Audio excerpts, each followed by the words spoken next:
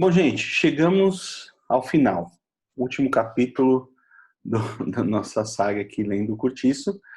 É, vamos lá, se vocês tiverem perguntas e forem participando, vamos fazendo isso junto, tá?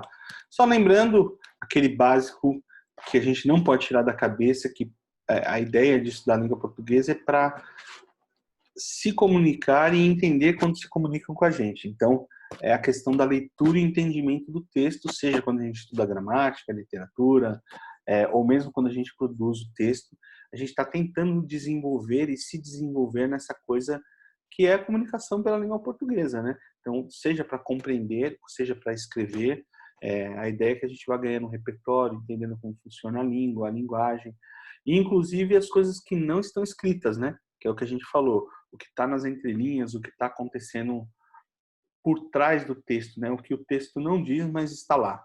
Então, isso é bastante interessante.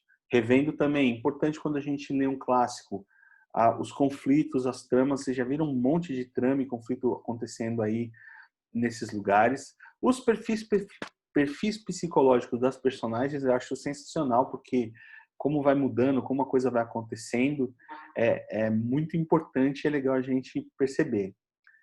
Entender o conceito, entender o que está nas entrelinhas, né? As mensagens que não vêm e também os códigos e padrões, né? Que a gente não percebe, mas com o tempo vai mudando os códigos e padrões, vão tendo algumas mudanças, algumas outras vão continuando. É bem interessante a gente pensar. E pensar do que era quando foi escrito em relação à nossa leitura que acontece no momento, né? Aquela ideia de usar o clássico como espelho é bem bacana para a gente entender os padrões. Bom, mas por último, só lembrar aqui onde a gente está na história. É bem importante, depois guardem essa informação, porque eu vou ler um texto lá no final, tirado do livro, que tem bastante a ver com isso. A gente tinha antes o romantismo. O romantismo tinha a idealização, tinha aquela coisa da escrita de uma outra forma, você tinha aquela coisa de tentar expor a nacionalidade, expor a ideia patriota, né, de alguma forma, a idealização do índio, lembra daquilo tudo do país? A gente falou até que o hino nacional nasceu dessa época, né, que era uma idealização, de certa forma, da questão do país. Então, é importante a gente lembrar disso. Vem o realismo e o naturalismo que rompem com isso e vem uma nova forma de escrever. Mas a gente tem que entender o que é ruptura e o que é continuidade. A gente vai falar disso no final, de forma prática. Mas lembrando, o Curtiço foi lançado em 90, mas ele passa em 1870, antes da Lei Áurea, antes da proclamação da República. Então, é importante a gente sempre lembrar desse contexto aí. E, sem mais delongas, vamos aos quadrinhos. A última cena que a gente pegou foi do Jerônimo matando o filho e indo ficar com a Rita Baiana, né? E aí a mulher do coitado começou a procurar ele. Jerônimo não dormiu em casa, sabe dele, machona? Não dormiu em casa? Olha o demo, maldita hora que saí de Portugal. Aí o guarda que veio lá chegou com a notícia bem ruim. Encontraram um filho morto na praia de Botafogo. Os cabeças de gato acham que fomos nós. Vem guerra aí. Olha o problema que rolou por causa da história, porque o filme tinha mudado pro Curtiço do lado e virou líder da galera lá, né? Então, e a mulher procurando. Foi lá na pedreira, vi ele de manhãzinha só saindo pelos fundos do capinzal como quem fugia. Aí procurando, sim, por acaso encontrei com ele agora há pouco na esquina da Rua Bambina. E aí a Piedade pega a Rita Baiana no momento dela fugindo e já pergunta: está de mudança? Meta-se com sua vida. Roubaste-me um homem, ordinária. Repete, perua choca. E aí começa aquela coisa tradicional do Curtiço, né? E começou a briga entre as duas. Isca, deixa. Não aparta, não aparta. Dá-lhe piedade. Dá cabo da mulata. E do outro lado, acerta na portuguesa. Acaba com a galega, Rita. E vai. Aí alguém vai tentar apartar, né? Não pode, não deixa. Toma, galinha podre. toma, baiacu.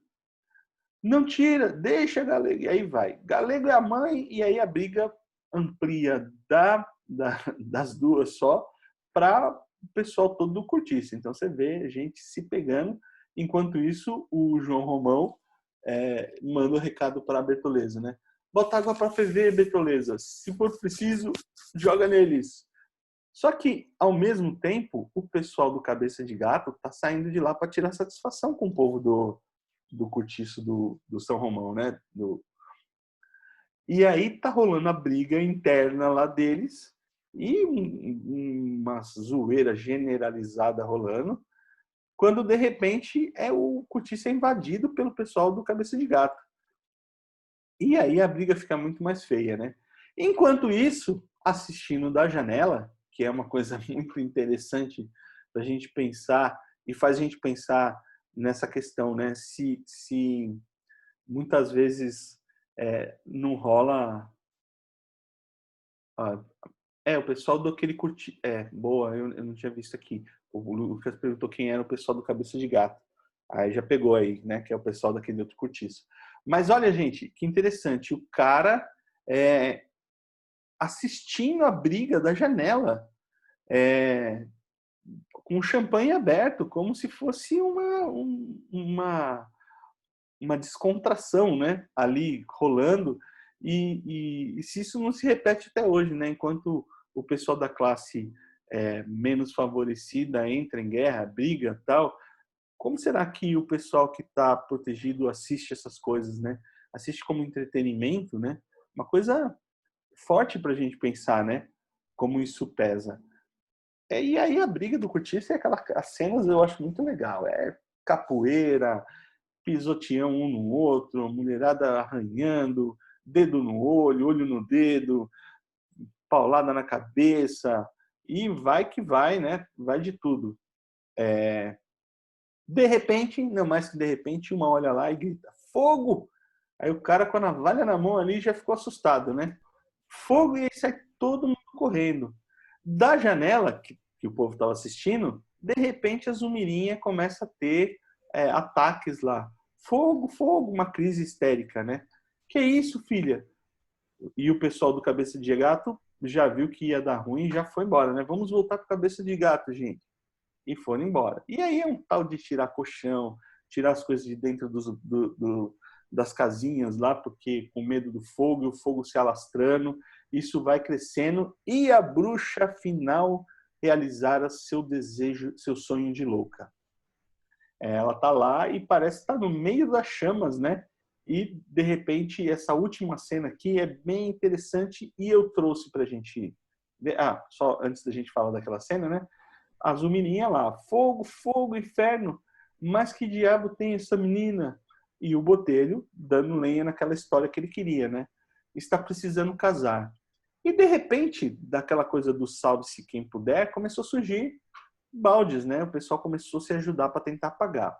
Eu trouxe aqui, como tinha ficado tudo pegando fogo, o pessoal lá correndo atrás, né? Mas eu trouxe aqui o texto original que fala do livro mesmo, que fala para vocês fazerem aquela comparação, né? E ver como isso aparece como isso aparece no próprio texto original. Vamos lá? Fechou-se um entra e sai de marimbondos de fronte daquelas 100 casinhas ameaçadas pelo fogo. Homens e mulheres corriam de cá para lá com os tacarecos ao ombro, numa balbúrdia de doidos. O pátio e a rua enchiam-se agora de camas velhas e colchões espocados.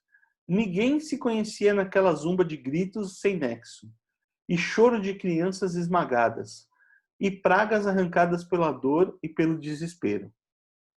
Da casa do barão saíam clamores apopléticos. Lembra que eu falei da questão, a palavra para a gente jogar no nosso vocabulário para entender, né?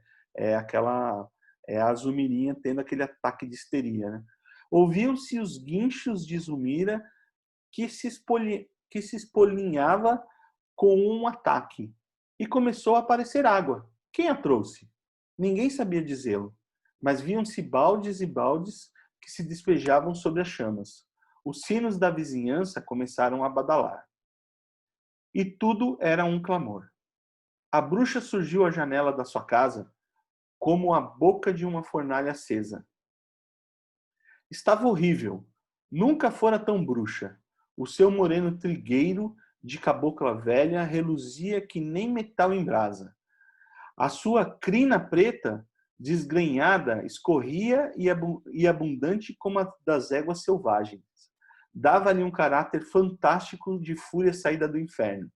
E ela ria-se, ébria de satisfação, sem sentir as queimaduras e as feridas, vitoriosa no meio daquela orgia de fogo, que ultimamente vivia a sonhar em segredo a sua alma extravagante de maluca.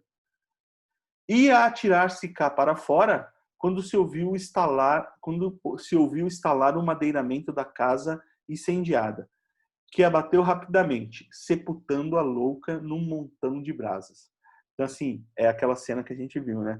Ela estava lá, palavras aqui mais ou menos difíceis para a gente entender. Seu moreno trigueiro. Esse moreno trigueiro tem a ver com a questão que o trigo, quando está maduro, ele acaba ficando escuro, né? Você está falando da cor da pele dela, é um moreno dourado, né?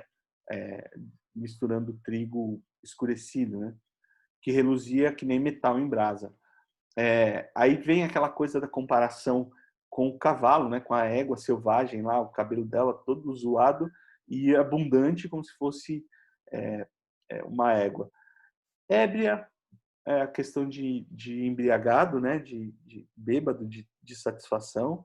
Acho que são as palavras que aparecem mais de interessante aqui para a gente pensar. Mas vamos seguir. Chegaram os bombeiros. Outra coisa para lembrar, não existia carro, então os bombeiros demoravam para chegar mesmo, né? Então a perda era maior. Mesmo que ele apagassem o fogo, a perda era grande porque dependia ou de cavalo ou de gente correndo, puxando as carroças mesmo. Porque se a gente lembrar lá da primeira cena, o amigado lá da Bertoleza morreu puxando uma carroça, né? Não tinha o que fazer. E aí o pessoal começou a apagar o fogo. Vejam que até a bomba não era elétrica, né? Os caras tinham que bombear a água para poder jogar. E aí os bombeiros acabaram apagando o fogo, o pessoal até comemorou, mas no meio dessa história, o Libório, o velhinho lá que era o mão de vaca lá, que todo mundo achava que tinha dinheiro, apareceu fugindo e o João Romão percebeu. Pensou, olha o Libório, aí começou a correr atrás dele. Quando viu o Libório, começou a ter um ataque, começou a passar mal. E aí o João Romão viu a chance e, em vez de socorrer o Libório, o que ele fez? Roubou as coisas do Libório, né? E deixou o Libório lá. Não, miserável. Tal. E o Libório acabou morrendo lá no meio da história e ele levou o material embora. Aqui vem uma cena que é bem interessante a gente ver, que é o pós-incêndio. E o que a gente tem que observar? Que não é só a perda física, né, que rola. Você vê assim, ó, o sobrado do Miranda está lá inteiro, mas o cortiço foi todo devastado. E além das perdas físicas, né, você vê que no chão tem corpos. Então, assim, é o que não está escrito, né? A gente tem também perdas humanas nessa história, né? Então, é interessante. Agora, olha aqui, lá da sacada do sobrado do Miranda, Miranda e João Romão. Prejuízo grande, João Romão. Não, barão, lucro. Depois do primeiro incêndio, botei tudo no seguro. Agora agora é reconstruí-lo e muito maior. Esses coitados aqui sofrem. Mas não tem muito a perder. Você vê como a coisa muda. E é interessante, gente, que para lembrar vocês, que a gente até leu quando teve aquele primeiro incidente da briga do Jerônimo com o Firmo, que ele cortou a barriga do Jerônimo, veio a polícia e tal. A gente leu uma parte do livro que falava da perspectiva do João Romão, olhando lá de dentro da cena, né, do que estava acontecendo, e ele viu lá os dois se pegando, o povo, a mulherada chorando, os gritos, e viu lá de baixo o Miranda assistindo a tudo. Lembra dessa cena que a gente comentou com o texto original? E a gente viu um monte de coisa ali acontecendo, e ele como olhando de baixo. Nesse segundo incidente, olha que interessante a mudança do João Romão, né? Que ele está assistindo junto com o Miranda. Ele já não está mais no ambiente, ele está do lado de fora e vendo, e já não mais demonstrando nenhum tipo de compaixão ou qualquer coisa do tipo em relação ao que aconteceu. Por quê? Porque ele está lá, ó, eles nem têm muito a perder, né? Vamos para a próxima. Rita fugiu durante o incêndio. Estar de malas prontas facilitou. Piedade, por sua vez, né, caiu doente com um febrão de 40 graus. E aí aparece o Miranda. Essa é uma cena bem bacana, né? O velho Libório, eu sabia que ele escondia dinheiro em algum lugar e vivia pedindo esmola. Havia mais de 15 contos de réis nas garrafas, mas 8 eram de notas que o governo tinha tirado de circulação. Olha o pensamento do Miranda, do João Romão. O governo é que é o ladrão. Gente, o cara acabou de não socorrer o velhinho que estava morrendo e pegar o dinheiro dele e roubar. E para se justificar, para quem estava na aula de projeto de vida ontem, que a gente falou daquela coisa de jogar a responsabilidade para o outro, né? Transferência. Olha que coisa doida. Ele acabou de roubar o velhinho e deixar ele morrer. E aí o que ele faz? Ele pega e bota a culpa no governo. O governo que é o ladrão. O governo que é ladrão porque tirou de circulação as 8 notas ali e tal. Uma clara transferência aí de tentativa de se justificar o que ele fez com o velho, roubando ele, né? É uma cena bem pesada. Mas não para por aí. O tempo, como sempre, foi arranjando as coisas. Bruno e Leocádia voltaram a se entender. O cortiço logo meteu-se em obras. E já maior, né? Você vê que tem 2 andares. Piedade não se recuperou da perda do Jerônimo. Já a vida dele agora era uma felicidade contínua, resumida em 8 palmos de chão. Mercearia São Romão, né? Ficou maior, bem diferente do que era aquela casinha no começo. Aí o Miranda olhando com o Botelho, né? E o Botelho que não perde a chance de articular nos bastidores. O sobrado de João Romão está construir só material de primeira. Deve estar pensando em arrumar esposa, barão. Mas não é amigado com aquela negra? Ah, não há de ser com ela que ele vai se casar. Um golinho d'água.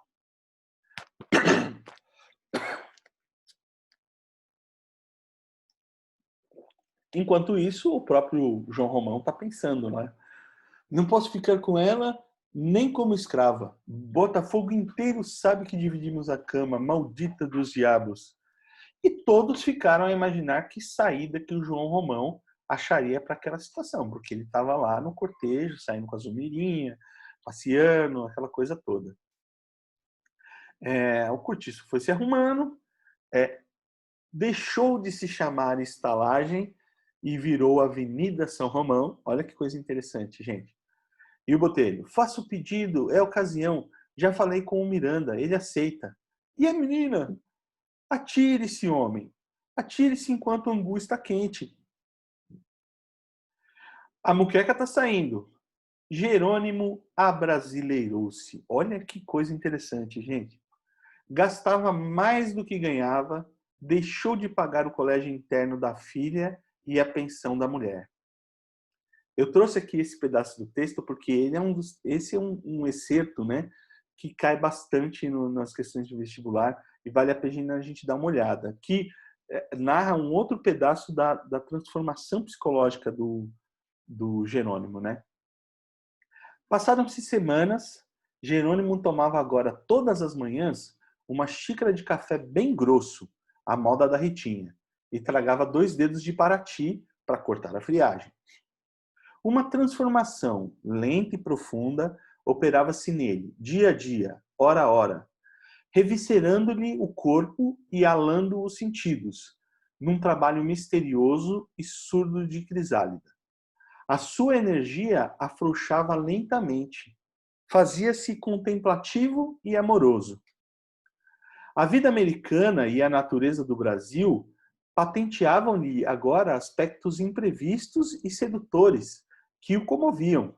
Esquecia-se de seus primitivos sonhos de ambição para idealizar felicidades novas, picantes e violentas. Tornara-se liberal, imprevidente e franco, mais amigo de gastar que de guardar. Adquiria desejos, tomava gosto aos prazeres, e volvia-se preguiçoso, resignando-se, vencido às imposições do sol e do calor. Muralha de fogo com que o espírito eternamente revoltado, do último tamanho, entrincheirou-se à praia contra os conquistadores aventureiros. E assim, pouco a pouco, se foram reformando todos os seus hábitos singelos de aldeão português e Jerônimo abrasileirou-se, né? O texto é bem interessante porque narra bem essa mudança. Talvez palavras que vocês tenham dificuldade, vamos ver aqui. Reviscerando é uma coisa interessante porque na literatura de modo geral e até, principalmente nas coisas mais antigas, a questão das vísceras, né? O ventre, né? Que as vísceras estão dentro do ventre. Para eles, de modo geral, durante muito tempo, foi a sede dos nossos sentimentos e desejos, né? Aquela coisa de sentir o desejo tinha a ver com a fome, né? A vontade. Então, tudo que era ligado à vontade era ligado à questão das vísceras, né? Então, diz que as vontades do corpo dele foram mudando e os seus sentidos foram ganhando asas. Vamos ver outra coisa aqui. Imprevidente é pessoa que não é prevenida. Né? Mais antigo, gastar, preguiçoso, resignando-se. É a resignação, né? A pessoa que deixa para lá, né? A parte dos conquistadores. Pensa assim que tem a ver com o tamoios são índios, o Ebert perguntou, né? Então, tem a ver com que os tamoios não conseguiram vencer a muralha de fogo da questão das balas e a pólvora, né? Que veio quando os conquistadores aventureiros são os portugueses que invadiram o Brasil. Então, assim, eles tiveram que se entrincheirar, né? Então, entrincheirar e ficar lá, né? Parar sem fazer nada. Então, ele está fazendo uma relação, né? Em vez dele ser o conquistador, ele acabou se entrincheirando e ficando para lá, parado, como se tivesse sido colocado ali, né? Voltando para a nossa história, a Piedade, que não superou o fora do marido, né? Começou a se entregar à bebida. Isso já não são horas, Piedade. Vamos, cada um para sua casa. E ela beber. E o João Romão, por sua vez, posso fazer parte de uma família aristocrática. Ganho o dote da noiva e mais tarde ainda herdo tudo que é do Miranda. E mais adiante, tome lá uns pares de contos e réis e passam-me cá o título de Visconde. Gente, vale a pena a gente lembrar. Lembra que na história a questão do reinado e principalmente da Idade Média, né, tinha aquela relação de suzerania e vassalagem. Então, você tinha aqueles cargos, né, os títulos de nobreza que tinham lá, que tinha a ver com isso. Quando a gente fala lá do barão, que o Miranda virou barão, o barão era um cara que, se você olhar os títulos de nobreza, ele é um cara rico que jura fidelidade para o rei em troca de terra e para que os seus filhos herdem essas posses que ele tinha ali. Então, era o primeiro título de nobreza, era o barão, que o cara, na verdade, era só apenas rico e ia seguir, né? Quando o Miranda está falando aqui do título de Visconde, já é um título acima, é um título que tem poder político, que se influencia, né, se mete nas coisas, que representa poder de alguma forma em algum lugar, né? Para quem não percebe, o Miranda estava querendo ir um pouco além ainda do que o João Romão estava querendo ir além do que o Miranda tinha chegado, né?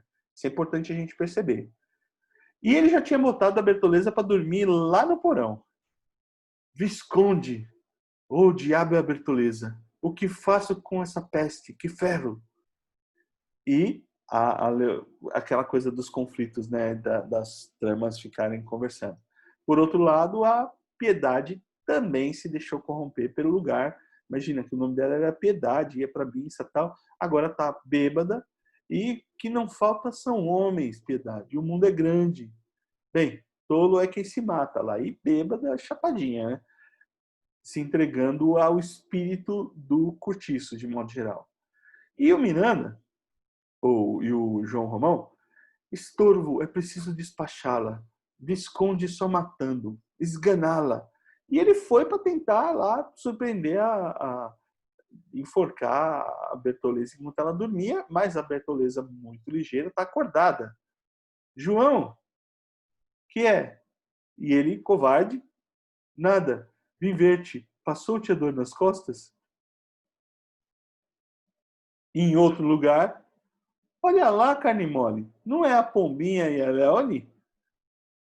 Não sabia, machona. Não sabias, machona? Agora fazem a vida juntas. Ou seja, com 2 anos de casada, Pombinha, que já achava o marido um palerma, caiu nos braços de um ator. Não me diga! E aí acabou sem marido e sem amante. E foi procurar a Leone. Dona Isabel quase morre de desgosto, mas acabou conformando-se. Neste mundo, uma criatura se acostuma a tudo, machona. Você vê que a mudança se consolida aqui, né, da personagem da Pombinha. João Romão tornara-se importador e fornecedor de todas as tabernas e armarinhos de Botafogo. Ele agora tinha guarda-livros, despachantes, caixas, correspondia-se com o estrangeiro, assinava grandes contratos e emprestava a juros altos. Então, assim, ou seja, ele é meio ele virou um cara importante, né? E um agiota, né? É uma coisa louca. Também prosperava o cortiço. Agora, para entrar, era preciso carta de fiança e recomendação especial. Os novos moradores eram estudantes, funcionários públicos, pequenos comerciantes.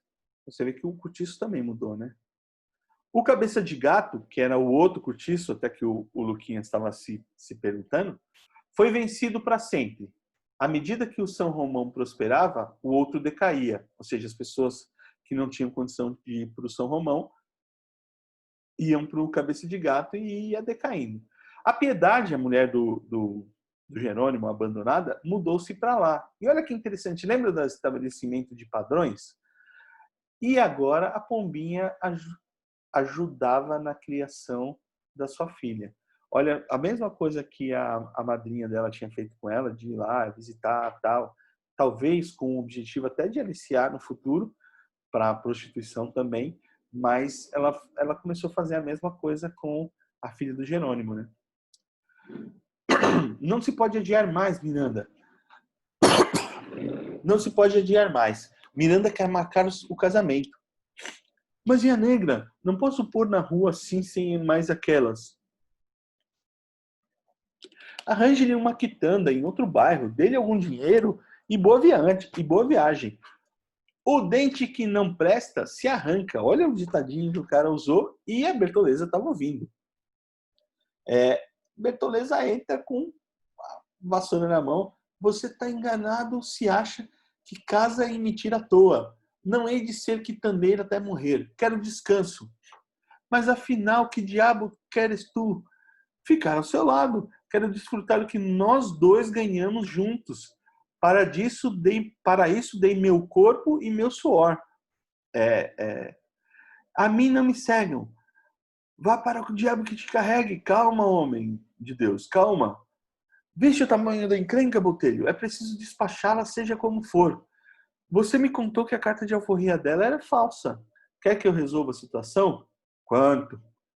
200 mil réis. 100, 150. E foi aquela negociação, né? É interessante que no texto original, a Bertoleza fala uma frase bem interessante, assim, quem comeu a carne tem que roer os ossos. É bem interessante essa parte. Mas aqui a gente tem uma cena da Rua do Ouvidor. E para vocês caso, uma curiosidade, mas é interessante pegar, porque a Rua do Ouvidor, nessa época, ela era o lugar que as pessoas frequentavam, os bares, os cafés, e conversavam. Muitos membros da Academia de Letras passavam por ali, então era um lugar de luxo e de ostentação, né?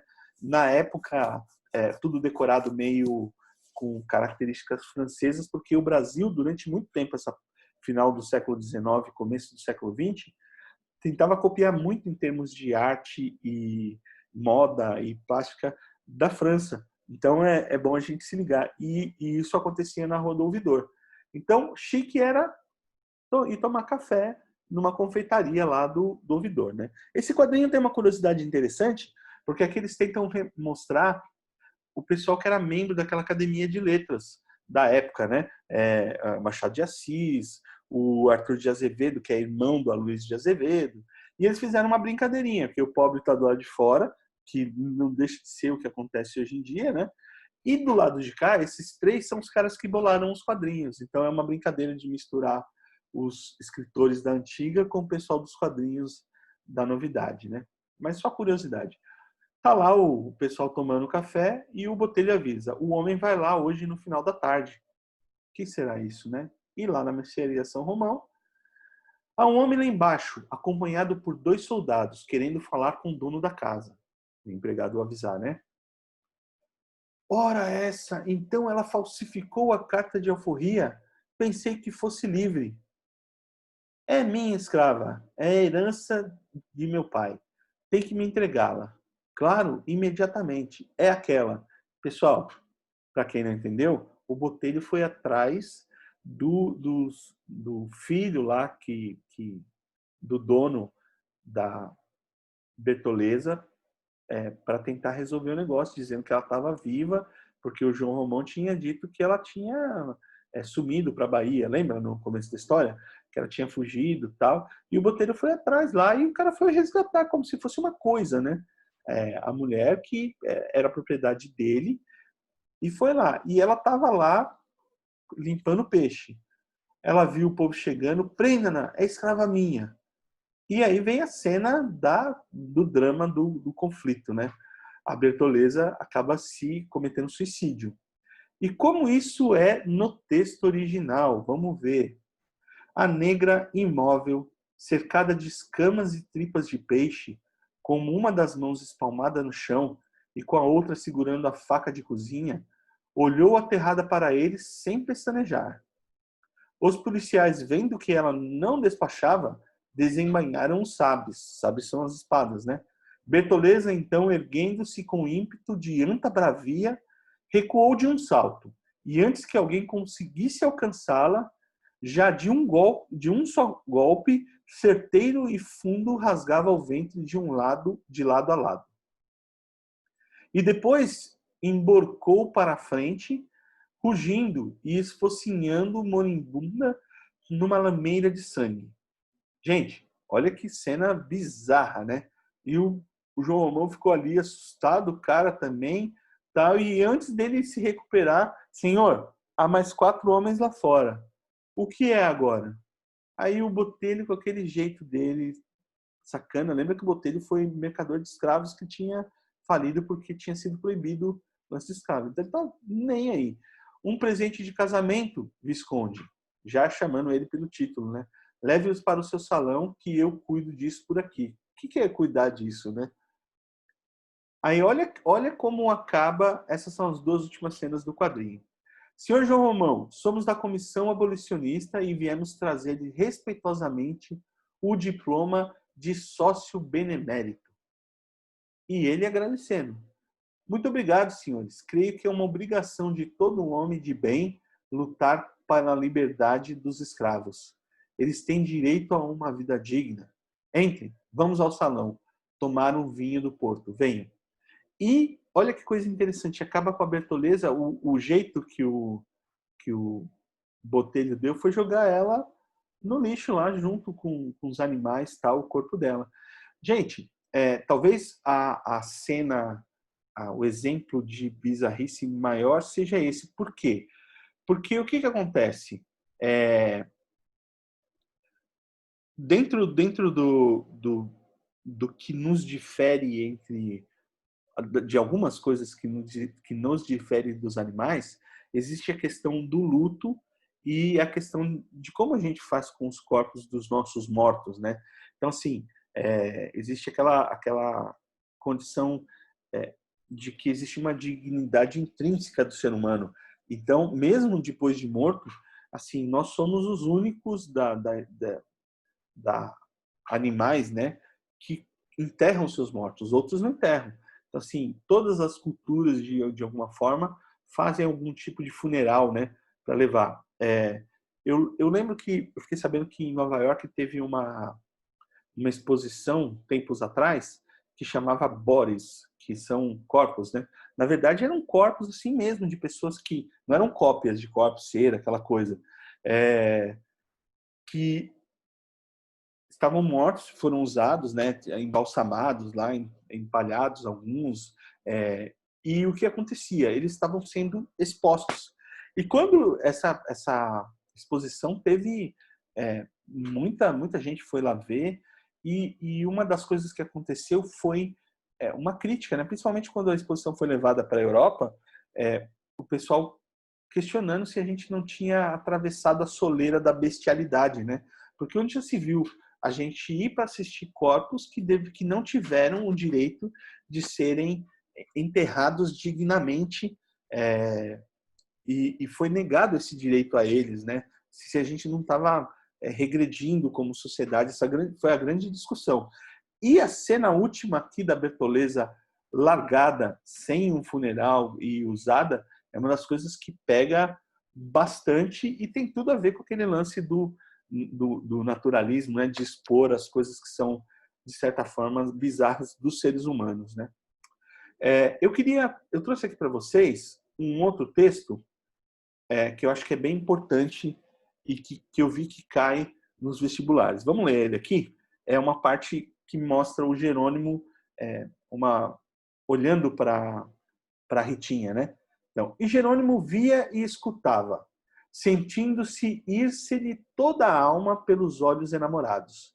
Naquela mulata estava o grande mistério, a síntese das impressões que ele recebeu chegando aqui. Ela era a luz ardente do meio-dia. Ela era o calor vermelho das cestas da fazenda. Era o aroma quente dos trevos e das baunilhas, que o atordoara nas matas brasileiras. Era a palmeira virginal e esquiva que não se torce a nenhuma outra planta. Era o veneno, era o açúcar gostoso.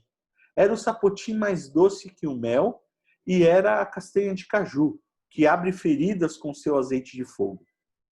Ela era a cobra verde e traiçoeira, a lagarta viçosa, a muriçoca doida, que esvoaçava havia muito tempo em torno do corpo dele, assanhando-lhe os desejos, acordando-lhe as fibras embambecidas pela saudade da terra, picando-lhe as artérias, para lhe cuspir dentro do sangue uma centelha daquele amor setentrional, uma nota daquela música feita de gemidos de prazer, uma larva daquela nuvem de cantáridas que zumbia em torno da Rita Baiana e espalhava-se pelo ar numa fosforescência afrodisíaca. Texto difícil, né? Um monte de palavra complicado. Mas o que eu queria chamar a atenção para vocês nesse caso aqui? Lembra que a gente falou que, bom, beleza, esse texto aqui, ele parece, se você olhar ele assim de forma descuidada, ele parece um texto até um pouco diferente do que a gente vem lendo anteriormente. Por quê? Porque aqui ele descreve de uma forma meio diferente aqui. Ela era a luz ardente do meio-dia, ela era o calor vermelho. Até dá para a gente lembrar de coisas lá do romantismo, né? Então, a gente tem que tomar um certo cuidado, que apesar de, na mudança do romantismo para o naturalismo, a gente tem uma ruptura de muitas coisas, a questão da fotografia, de ter essa coisa de mostrar e sem idealizar e sem tentar deixar a coisa bonita, sem usar palavras que na época eram mais acadêmicas, aquela coisa toda. A gente tem o lance de comparar com o animal, mas não é por isso que tudo tem ruptura, né? Existem coisas que têm de continuidade. Por exemplo, aqui existe uma necessidade de identificação nacional, né? Ele está falando de coisas a respeito do Brasil. Então, essa necessidade de identificação com coisas do Brasil, ela acaba sendo presente no texto. Então, a gente tem que tomar cuidado, porque ao mesmo tempo que existem rupturas na forma de escrever, existem pequenas linhas que são continuidades. Esse texto aqui é um exemplo, e ele pode cair, de modo geral, como essa ideia, né? A necessidade, ele não está idealizando o índio ou o negro, ou alguma coisa do tipo, está tentando transformar em europeu, mas ele está tentando tentando identificar coisa a respeito da nossa nacionalidade, né? Então é interessante a gente tomar cuidado com isso. Para a gente fechar, vou falar do autor. Aloysio de Azevedo nasceu em São Luís do Maranhão, ele era brasileiro. 14 de abril de 1857. Ainda jovem, foi morar no Rio, com seu irmão, o teatrólogo Arthur de Azevedo, que já era famoso, né? Para se sustentar, Aloysio publicava caricaturas em jornais. Mais tarde passou a escrever romances de folhetim, também publicados nos jornais, e com o mesmo intuito de garantir o sustento.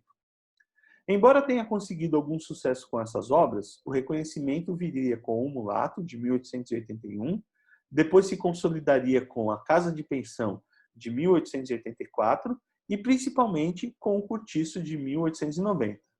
Obras nas quais se evidencia seu maior talento, o de observar e analisar agrupamentos humanos, né? Lembra aquele lance da fotografia? É legal a gente pensar, gente, lembrar que esse momento da história é bem o momento onde está sendo inventado a fotografia mesmo, né? Antes, para fazer uma foto, tinha que ir lá um pintor pintar, e ele sempre acabava pintando com algumas características a respeito dele, que ele colocava, né? Algum tipo de visão. A gente tem aquelas pinturas dos quadros da Independência, que é do começo do século, né? Que ainda não era fotografia, mas mostrava de uma forma lá uma imagem heróica, né? Compondo o herói, né? Naquele caso. E quando a gente chega no final do século XIX, a gente tem a fotografia. Então, se a gente tem a fotografia, lembre que as artes se conversam, né? Então, a gente tem na fotografia a fotografia entrando e mudando muita coisa, né? Por isso que a arte, e aí já vai um comparativo para vocês entenderem como as coisas funcionam, por isso que a arte também vai mudando.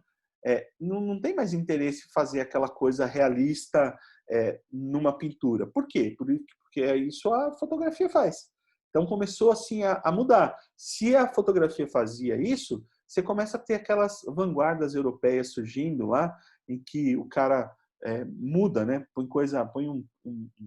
Na escultura põe um mictório na parede de um museu. Aí você tem aquelas obras de arte que é toda deformada do cubismo, que você tenta enxergar de forma diferente.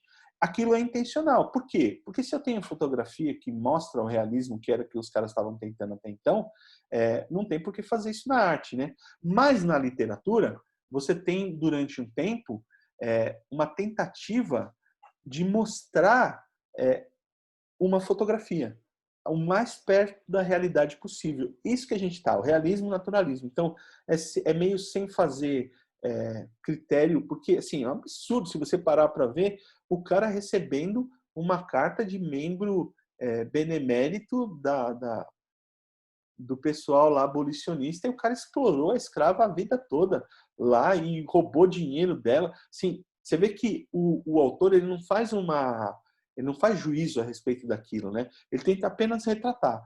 Então, assim, isso é uma coisa bem característica dessa coisa do realismo e de como se escrevia nessa época, né? Para a gente prestar atenção. O Aloysio também seguiu carreira diplomática e em 1897 foi eleito para a Academia Brasileira de Letras. Faleceu em Buenos Aires como diplomata, ele viajou para vários lugares trabalhando como diplomata e ele acabou morrendo na Argentina em 20 de janeiro de 1913. Pessoal, para a gente fechar nossa aula, e vocês, daqui a pouco, eu já vou liberar, assim que eu conseguir subir o vídeo aqui, o quarto vídeo, eu já vou liberar o link da prova. Então, quem quiser rever, já pode fazer. A gente tem que fechar aí antes do final de semana. Então, corra para fazer a prova e garantir a sua nota. Pode fazer mais de uma vez? Pode fazer mais de uma vez, porque o que eu quero é que vocês absorvam os conteúdos que a gente viu aqui, e aprendam, leiam. Espero que seja bem legal para vocês treinarem. Mas pontos para a gente lembrar. A gente já fez isso no começo das outras aulas, olhando por outros lados. Agora a gente vai tentar falar de algumas coisas que a gente não falou, mas falar de coisas importantes, né? Primeiro, a respeito da obra. Lembra, gente, que eu falei que essa época aqui é a mesma época que a gente está surgindo aquela ideia científica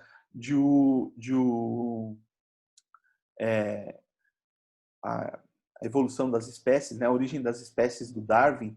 Então, existe uma coisa que entre a ciência e essa coisa do meio, né, rolando, que tem a ver com uma ideia que se chama determinismo. E o que isso quer dizer? Que o homem, eles acreditavam, né, por causa dessa ciência, dessa época, que o homem era determinado por sua raça, por seu meio e por sua época. Lembra que a gente falou? É o português, que vem da raça boa, mas a gente está falando do meio também, do tempo, das coisas. Então, isso é a base da ideia desse naturalismo, né? E também existe uma ideia de que uma tese de que se é determinismo, não tem livre-arbítrio. O cara não tem liberdade de melhorar. O Firmo não poderia melhorar de vida. O Jerônimo, sim, mas o Jerônimo foi corrompido pelo meio. Então, assim, existe essa coisa de que as coisas eram determinadas, né? Não existia essa coisa do livre-arbítrio. Eu falei para vocês a respeito de fotografia, essa tentativa de expor como mostrar, né, nu e claramente, sem pudor, né? Para eles a fotografia expunha a coisa, e na literatura ele tentava expor isso, e no naturalismo ainda tentar expor o que era de pior, né? Na obra existe uma preocupação muito grande de explorar as coisas que para a época eram meio tabus, né? Então você vê ele falando sobre o homossexualismo, tanto o causo do albino que morava lá como lavadeira, e também a questão da relação da pombinha com a madrinha, né? Aquela coisa toda. E você tem traição acontecendo de monte, você tem prostituição e até uma coisa que era bem para a situação ali bem estranha, né? Que é ele descrevendo a cena da primeira menstruação da pombinha, né? Com luzes e tal. No texto fala das luzes, é um lance que para a época que eles estão vivendo lá é bem complicado e é bem impactante, vamos dizer assim, né? Tudo que fosse tabu, os caras queriam tocar para poder mostrar que existia no agrupamento, né, das pessoas. Outras coisas sobre personagens, né, para a gente falar. João Romão. A gente falou que ele é português e tal, mas pensa o seguinte, o João Romão também funciona como um arquétipo, assim, um modelo do que é o capitalismo, né? Aquela coisa do acúmulo, acúmulo, acúmulo, principalmente na primeira fase dele, é um acúmulo a qualquer custo e sem desfrute, né? Não tem nada mais capitalista do que isso, né?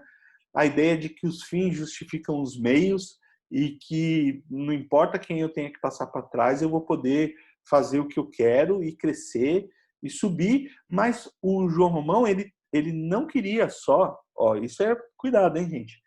Ele não queria só, e ele não é antagonista do Miranda, só nisso, né? Porque ele não queria só ficar rico, ele também queria prestígio.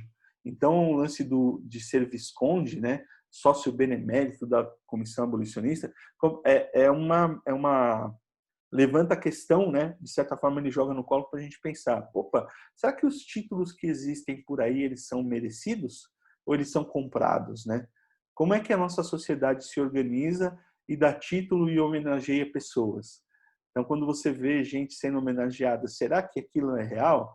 É uma coisa para a gente pensar, né? Que vem dessa ideia, né?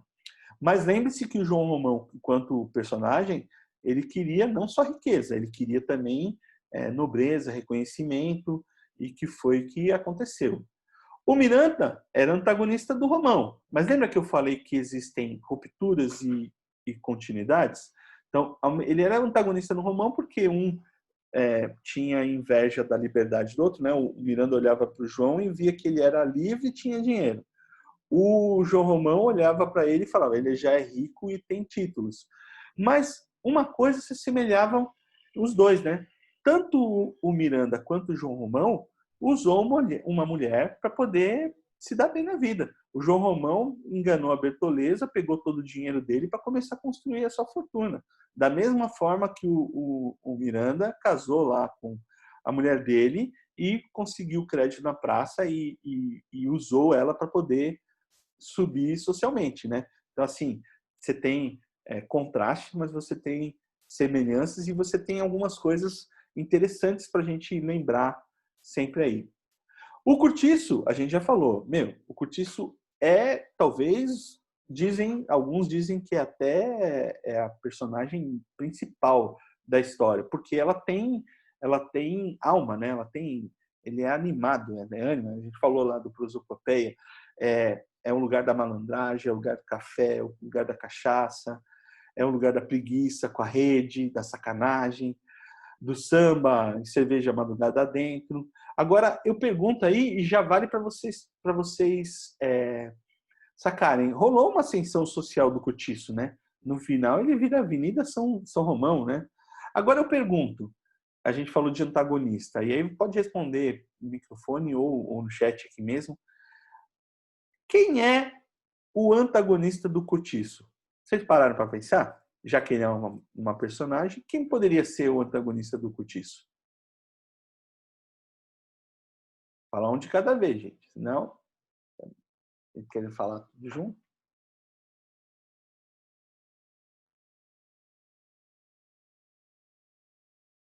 A Mayara falou cabeça de gato. Quem dá mais? E aí? É? Gente, não é o cabeça de gato. É o sobrado do Miranda. A Leilane acertou. Por quê? Porque pensa em contraponto, né? Enquanto rolava as festas madrugada dentro no Cortiço, rolava as festas no casarão. O casarão representava a aristocracia, a classe maior, o Cortiço a classe pobre. Quem visitava o casarão acabava sendo influenciado pelo meio. Lembra do meio influenciando? O João Romão, enquanto ele estava no meio do Cortiço, ele era influenciado por aquele jeito. Quando ele passou a frequentar o casarão do Miranda e frequentar as festas, ele aprendeu a curtir a ópera, aprendeu a dançar, aprendeu. Então você tem duas coisas animadas, uma se contrapondo à outra. O Cabeça de Gato aparece na história como uma figura, um figurante, né? Que ali tenta fazer alguma coisa, mas o grande antagonista mesmo do Curtiço é o sobrado do Miranda. E ele vai, e da mesma forma com que o João Romão cresce e ascende na vida, o Curtiço também tem a sua evolução como personagem, e ele muda do Curtiço da pequena casinha que está rolando, vai até mais, né? Isso, o Cabeça de Gato funciona para dar um conflito ali, para ter uma trama que a mais pro Curtiço, com uma coisa que em tese é inanimada, né, que é um lugar, mas assim como você tem a trama do João Romão com o Miranda, mas você tem a trama do João Romão com a Bertoleza, você tem a trama do João Romão com o Botelho, você tem vários casos, né, com o menino que ele mandou embora e roubou, ele roubando o Libório e pegando dinheiro e depois justificando que quem era o ladrão era o governo. Então, é bom para a gente ficar esperto com essas coisas. Pombinha, evolução da Pombinha como personagem é sensacional também, porque ela passa da menina purinha, tardia, né? Uma menina tardia que não tinha sido visitada pelas regras, é esse o termo que no livro rola, né? Não tinha sido visitada pelas regras até perto dos 18 anos.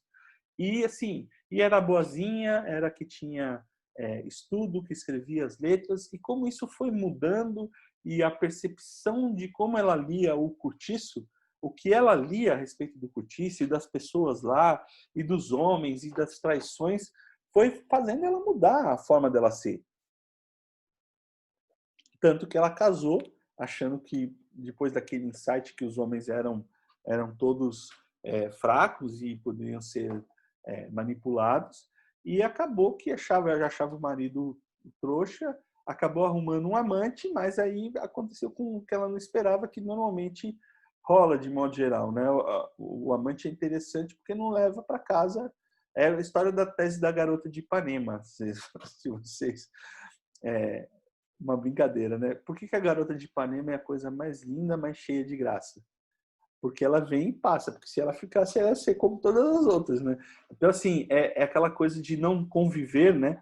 Então, a Pominha acabou tentando enganar o marido, acabou perdendo o marido, mas o amante também não quis ficar com ela, e ela acabou indo lá para a madrinha e virando prostituta também, né? Você vê como mudou e como a Pominha também foi influenciada pelo meio. Por isso, a ideia de ser um romance que fala de tese, né? Que prega aquela ideia do determinismo. Porque nem ela, tendo estudo, conseguiu fugir do que foi a influência do Curtiço. É muito interessante. O Jerônimo, então, é sensacional, porque ele era português, ele poderia ascender na vida, e é super questionável isso, mas olha que coisa interessante. O João Romão é o português bom que conseguiu ascender na vida e foi. Você vê como a questão ética não está tão pensada nessa questão de ascender ou não ascender socialmente, né? Porque ele ascendeu socialmente de forma totalmente questionável, né? Se você pensar do lado da ética, mas ascendeu, melhorou, virou rico, virou outra classe social, né? O Jerônimo, por sua vez, ele foi sendo corrompido pelo ambiente. Foi sendo começou com um cafezinho, aí uma pinguinha, aí começou a trair mulher e foi se rebaixando e relaxou no trabalho e tal, e foi e acaba matando uma pessoa. Pensa o quanto o cara foi caindo, foi caindo ao ponto de não dar valor à vida, né? De matar, de virar um assassino. Então, assim, a jornada do Jerônimo é uma coisa impressionante, assim, da gente pensar. E para fechar, eu acho que é um contraponto bem interessante que, se o João Romão é o arquétipo do capitalismo, de acúmulo a qualquer custo e explorar e não importa quem, a Bertoleza ela acaba sendo um arquétipo do trabalhador dentro do capitalismo, que ele é usado, é explorado, muitas vezes enganado em todos os sentidos, e quando chega no final da vida é totalmente descartado, né? Você trabalha anos e anos para uma empresa, vai lá, faz, e quando você não consegue mais trabalhar, você é simplesmente descartado, né? Então, assim, é uma coisa que rola bastante de modo geral, né? Acho que, bom, a gente viu bastante figuras, várias coisas. Eu acho que a gente fica aqui e eu digo para vocês, gente, que, assim, lembra que a questão da leitura de um clássico, ela tem muito a ver com o momento que a gente vive, né? O que a gente está vivendo, lembra que eu falei do espelho e tudo mais? Eu acho que para a gente fechar, a gente não pode esquecer de que, se o ano que vem você pegar esse livro e ler de novo, tudo que você viu aqui pode mudar. Você pode ver outros conflitos, podem ver outra coisa. A gente acabou aqui a leitura do livro, nós acabamos a leitura, uma possível leitura a respeito do livro. Porque à medida que a gente lê de novo, se vocês pegarem, agora que já conhecem a história, acharem um livro ou ouvirem um audiobook, que deve ter audiobook disso no YouTube, fácil para você escutar, vocês vão perceber que vai mudar, vocês vão perceber novas coisas, por isso que é um clássico. Por isso que ele tem uma história principal, tem uma linguagem, tem a parte de dentro, mas a cada vez que você lê, você vai perceber uma coisa diferente, você vai perceber um padrão novo, você vai perceber uma outra coisa, e eu acho que é isso que deixa interessante e legal você ler esse tipo de coisa, né? Porque a quantidade de coisa que a gente falou aqui, desde comportamento humano, de personagem, de estilo literário, de mudança de coisas e coisas que a gente percebeu, acho que foi bastante coisa, né? Então, eu vou parar a gravação para vocês poderem se manifestar.